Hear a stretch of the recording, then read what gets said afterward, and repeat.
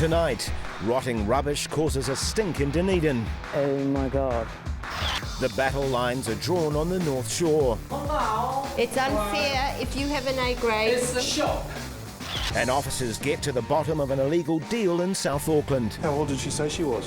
She said 18 or 20. Try again.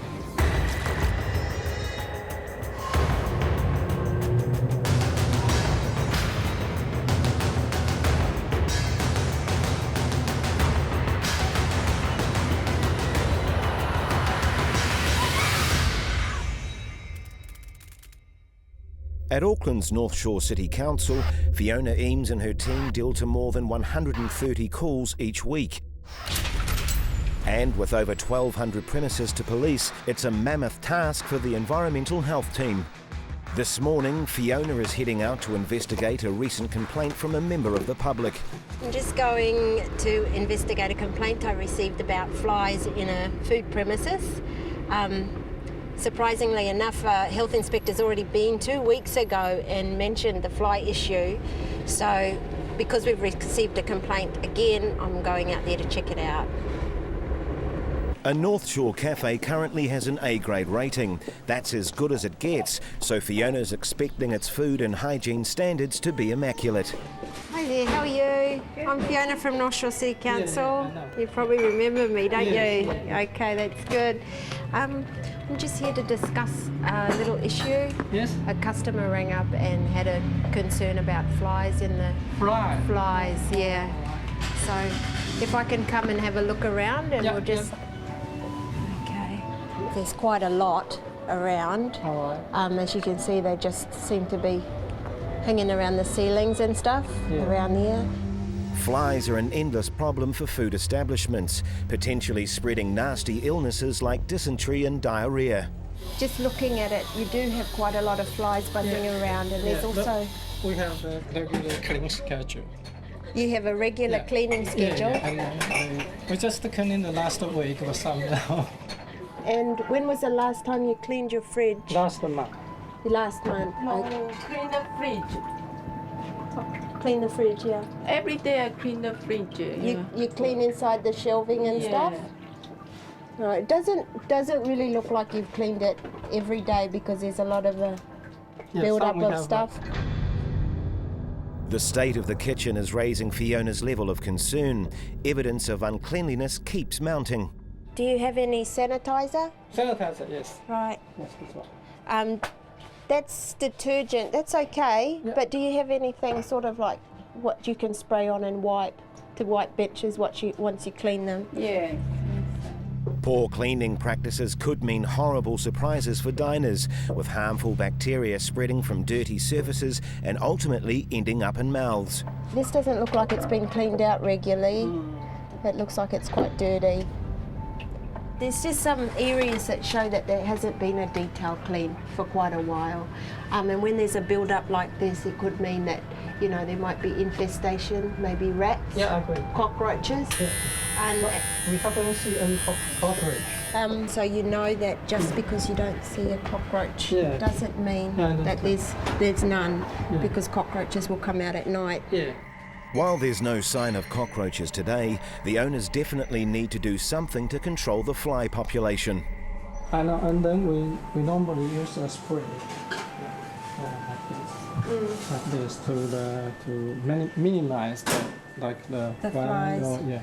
And also you'll find that if cleaning is improved substantially, then you're not going to have that problem. It won't attract as many flies, because wherever there's a bit of grime, a bit of dirt, the flies will come to it because it's a free meal for them. Okay. This heavy infestation is a risk to public health, so under Northshore City bylaws, Fiona can't leave the A grade in place. Sorry to say, I do have to take this A grade down. But not now. It expires on the usual term. It expires, but this is not the right grade anymore. But you can't take it now. I have to take it now. Please keep it there until, because we are working very hard to get an A, and now you say it, and even give us the chance to improve that and take it off. You had an inspection 2 weeks ago, and they already asked you to address the flies then, so it should have been done after that, and it hasn't. It's not unfair. It's unfair if you retain this A while other food premises work hard to control the flies and do their cleaning and also get an A. I can't have you all the same grade. It's a medicine shop, you know. Quite seriously, we are. Okay, thank you. I'll see you next week. Most premises that do have an A act on it straight away. They see flies, they know there's a problem. They either improve their cleaning, get a pest control company in, check the fly screens. They're doing something, whereas in this case, nothing was done. Later that day at Manukau City Council, District Licensing Officer Paul Radic, accompanied by Constable Chris Lally, is preparing for a controlled purchase operation, sending minors in to obtain alcohol. Fueling crime, disorder and even addiction, underage drinking is a serious problem. In Manukau City there's a lot of concern about underage drinking and youth access to alcohol. So this is our primary tool in trying to combat that.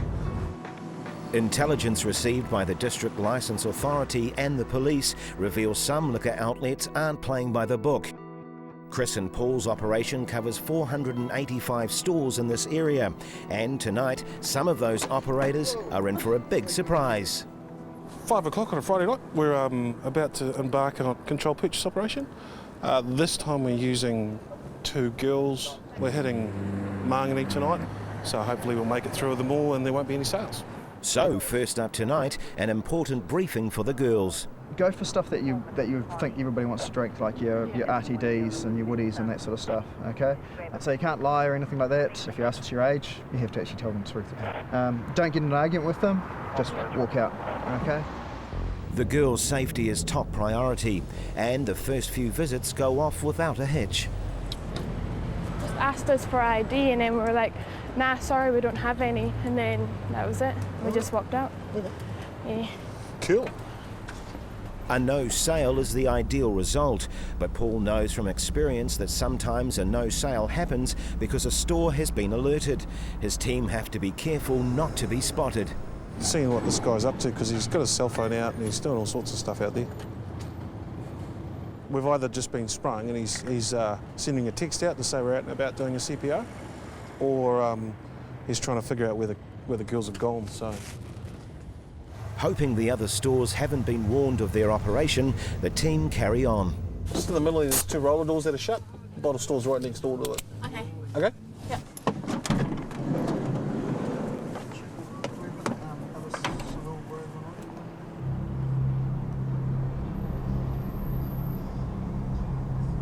Oh, duck, duck, duck, duck, duck, duck, duck, duck. While the girls are inside, a store spotter emerges. But has he seen Paul and Chris? Yeah, I got sold. Backstage. Clearly the spotter didn't realise what was happening, because someone in the store has committed a blatant violation of the Liquor Licensing Act. What did you say for age? We said 15. You told me you were 15. You told them you were 15 and they Yep. still sold it? Yeah. He's a new owner. Not for long. Having taken a statement from the girls, Chris and Paul confront the staff. Greetings, how are you? Hello. Good. The reason we're here is that earlier on this evening you sold to 2 15-year-old girls. We sold? Yes, you sold. We have it on camera. Sure? Yes, I'm sure, because they said they were 15.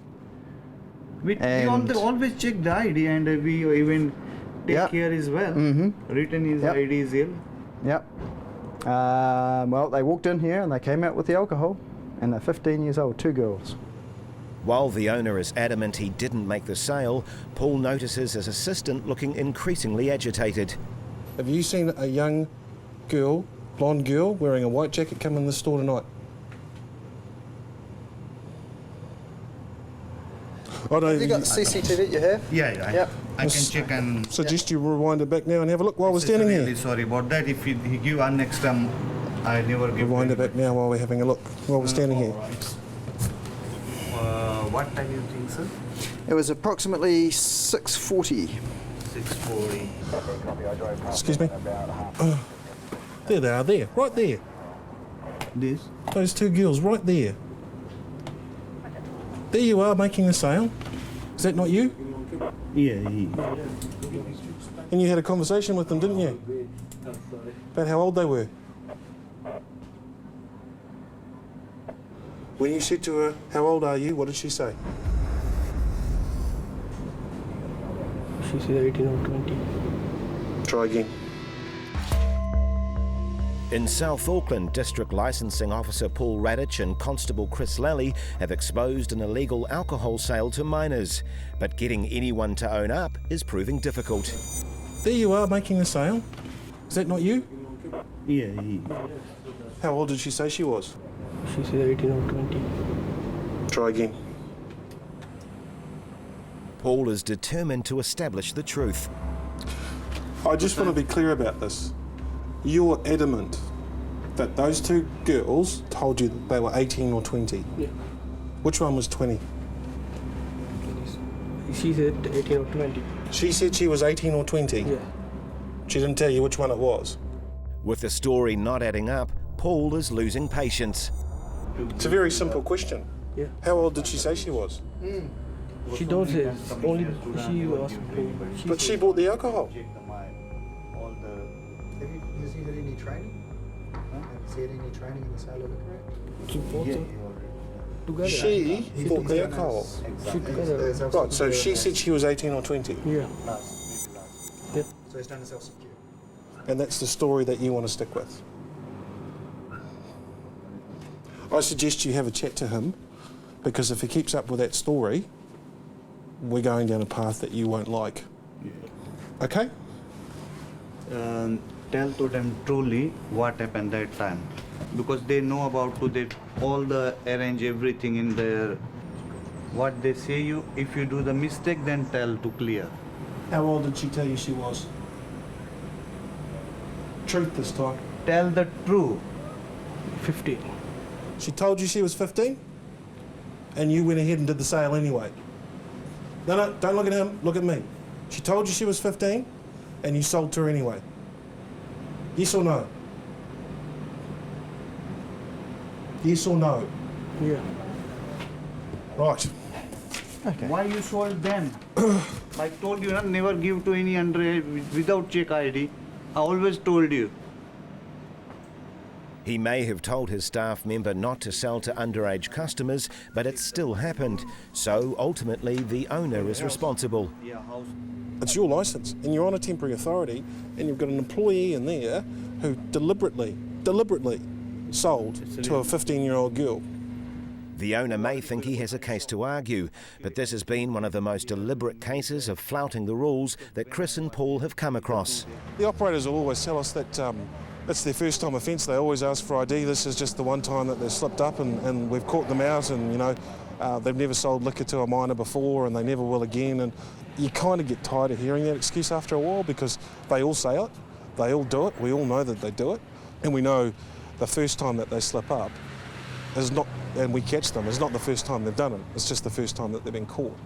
After a hearing with evidence given by Chris and Paul, the Vine Street liquor licence was cancelled by the District Licensing Agency. The premise shut down, and it was unclear if it would reopen. The next morning in Deneden, Environmental Health Officer Judy Austin has a grubby day ahead. Rubbish that's not collected can become a major health hazard, attracting filthy rodents and harmful diseases. And at the Deneden City Council, complaints have been coming in thick and fast about students and their rubbish, so Judy is off to investigate. It's really inappropriate to leave this sitting out on the street like this. And there's even more rubbish out the back. Hi. Hey guys, Environmental Health? Can you come to the door, please? G'day. Hi. This stuff on the street yours as well? Yeah, no, it's not ours. Not yours? No. Okay. Alrighty, so... It's our rubbish there, not the stuff out on the street. Clean it up, guys, because you can make yourself sick with this. Yeah, no, sure. You've heard of leptospirosis? Salmonella? Yeah, salmonella, yeah. Leptospirosis is worse, a lot worse. Is it? Yeah. It's almost like getting meningitis. Oh, really? Yeah, 7 days no of fun. intensive care right from the start. So even do yourselves a favour and clean it up. Yeah. Otherwise you're looking at a fine. Oh, really? Okay. But it's behind our house and everything, so like... Yeah, but the thing is it's basically you've got food, you've got rubbish. It's a nuisance under the House Act. I could take that and prosecute you under that if you like. How come? Okay, you've got rubbish, you're going to bring in the rats, okay? Rats and mice will bring in disease. Yeah. So that's sort of how come. Yeah. Okay, so give it a clean up. Yeah, sure. I'm by going the to be weekend, going, you reckon? By the weekend, yeah. Yeah, sweet as. All right. Yeah, we'll chuck these guys into the proper bags and everything, send them away. Right. We'll be back Monday. As. Yeah. See ya. See you around. With the students facing hefty clean-up fees and fines, Judy leaves with the assurance that all the rubbish will be taken care of. But continuing on to her next call, she's in for a shock. Oh my God. On Auckland's North Shore, Environmental Health Officer Fiona Emmes is revisiting a cafe where a fly infestation was a danger to public health. Hi, how are you? That's good. So you had the pest control company come in and they did it. Okay, general protection inside cafe for flies. A visit from professional pest controllers coupled with a big clean-up makes for a happy health inspector. If we come in to do an inspection, if it looks like this, then there's not a problem. Yeah, of course. Okay? Yeah, okay. Yeah. Much, much better. Yeah. You've cleaned all along the benches as well. Yeah. And that's been good. Fiona may be satisfied this visit, but remember how unhappy the operator was when his A rating was downgraded to a B. You'll be having that grade for 2 months before we can upgrade you. That is because we have a bylaw that says once you've got downgraded, you have to retain that grade for 2 months before we can give you an upgrade. Yes, but I think it's unfair for that. You know, The reason... look, I know this is by law, Yeah. but this by law is unfair for people doing this. The 2-month wait means a restaurant can't just do a quick clean-up, get graded up, and then let standards lapse again. Right. It's unfair treated for us, for the people, or if that is the by law, it's unfair treated like the people doing it for small reason like that. It's also unfair on people that buy food from you. If they can walk in here and they see an A grade and it's not up to an A grade standard. So we've got to think on that side too.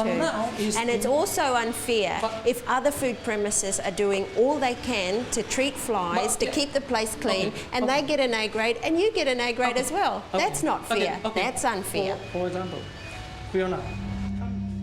The operator has no choice. He has to wait for 2 months before applying for a regrading. A lot of people get really upset about their C grade and not having to be able to regrade to a higher grade, but the bylaw clearly states that if they get a C or a D grade, they just cannot regrade until after 2 months. Over the following months, the operator continued to maintain improved food safety practices and regained an A grade. Meanwhile, back in Deneden with Environmental Health Officer Judy Austin. She's on the trail of mounting rubbish piles outside student flats. Oh my God. This pile is weeks of uncollected household rubbish. Hello?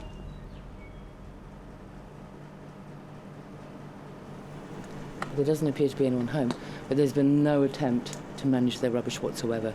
It's not like a couple of bags that have been broken into by animals. This is pure laziness at its greatest form. With the landlord living out of town, it's likely he's unaware of the filthy state of his property. If I owned this property, I think I'd be totally shocked. There has been talk of rats here, and I'm not surprised now being on site. So we're going to take a good look around, get some good photos. I'll be emailing the photos tonight up to the landlord. They look like drop-ins there.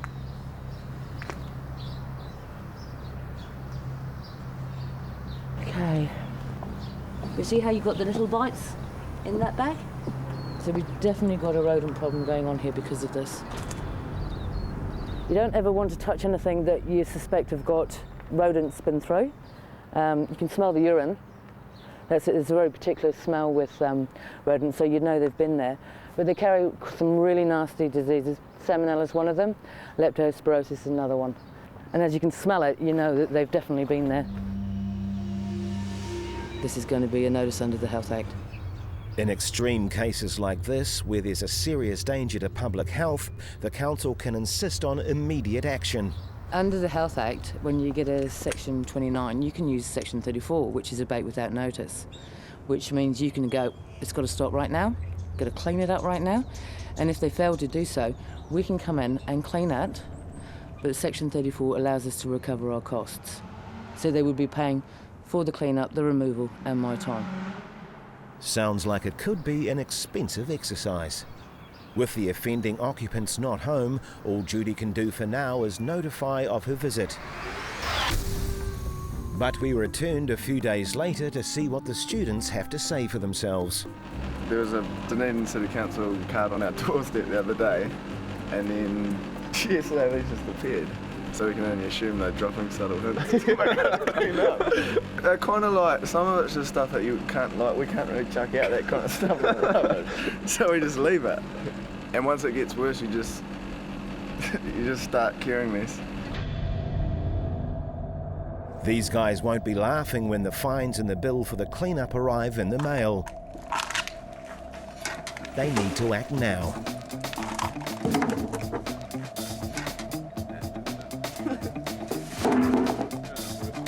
Judy came back a few days later and was satisfied with the students' cleaning efforts, but she will be keeping a close eye to make sure they don't lapse back into their trashy habits.